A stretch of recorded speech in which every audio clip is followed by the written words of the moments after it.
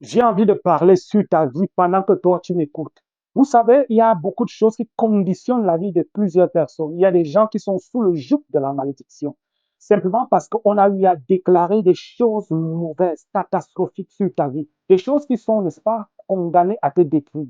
Alors moi, je me lève contre cela et je me pose à cela. Parce qu'eux, ils ont déclaré en tant que sacrificateur de Baal, en tant que sacrificateur du monde des ténèbres, mais moi, je viens déclarer dans ta vie en tant que serviteur de Dieu. Et je proclame haut et fort que quelle que soit la malédiction qu'on a lâchée sur toi, je commande dans le nom de Jésus, ça se brise maintenant au nom puissant de Jésus. La malédiction n'aura plus jamais d'effet. Dans le livre de Nombres, chapitre 23, nous sommes là face, n'est-ce pas, à une situation très complexe. C'est complexe même pour le peuple de Dieu, bien qu'il ne sache pas ce qui se passait, n'est-ce pas, dans le plan spirituel. Parce que quand l'ennemi t'attaque, les négociations vont se faire spirituellement. Mais lorsqu'il réussit, tu verras seulement les retombées sur le plan physique. Lorsque le peuple de Dieu est en train de sortir pour aller à la terre promise, alors ils sont face maintenant à Balak. Balak, sachant qu'il ne peut pas maudire le peuple de Dieu parce qu'il avait entendu de grands prodiges, des miracles, comment est-ce que le peuple de Dieu avait marché avec Dieu.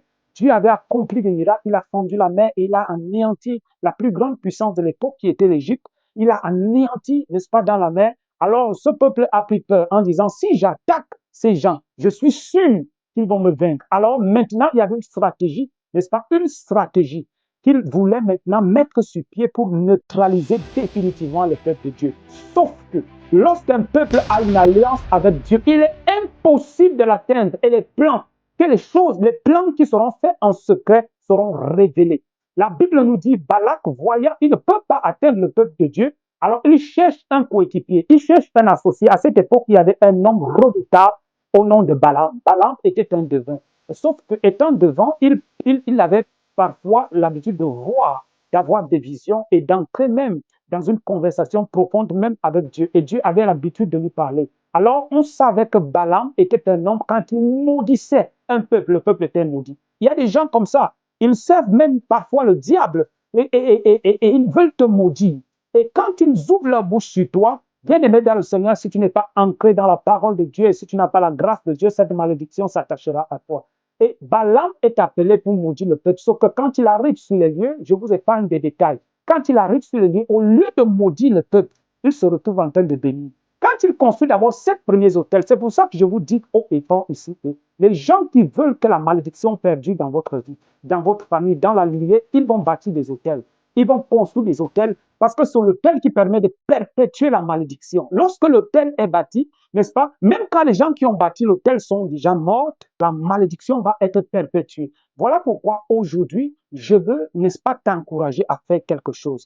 T'encourager, si tu n'as pas encore donné ta vie à Jésus, à le faire. Tu donnes ta vie à Jésus et maintenant, tu écoutes cette prière et tu crois que le Seigneur peut te délivrer. Je vais prier maintenant pour toi. Parce que quand Balaam est arrivé, Balaam maintenant, au lieu de maudire le peuple, il a commencé à bénir le peuple. La Bible nous dit que Balak lui a dit, nous changeons de position, allons sur d'autres montagnes. Comme ça, bâtissons d'autres hôtels. Là-bas, certainement, tu pourras maudire ce peuple. Il a encore bâti d'autres hôtels. Il a encore offert des taureaux. Écoutez-moi, il a offert des taureaux, mais là encore, il se retrouvait en train de bénir le peuple de Dieu. Écoute-moi, je vais te dire une chose. Même le diable est un instrument entre les mains de Dieu. Même les sorciers sont un instrument entre les mains de Dieu, car personne ne peut s'opposer à sa voix.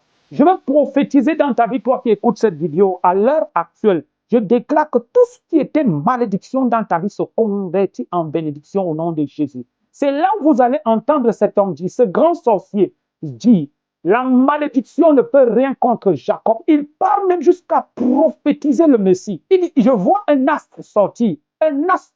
Je dis, dans ta famille, il y a un astre qui sort. Dans ta famille, il y a, n'est-ce pas, une bénédiction qui sort. Les gens ont dit, tu ne peux rien engendrer de bon, mais quelque chose de bon sortira de toi. Je prophétise que quelque chose de bon sortira de toi au nom puissant de Jésus-Christ.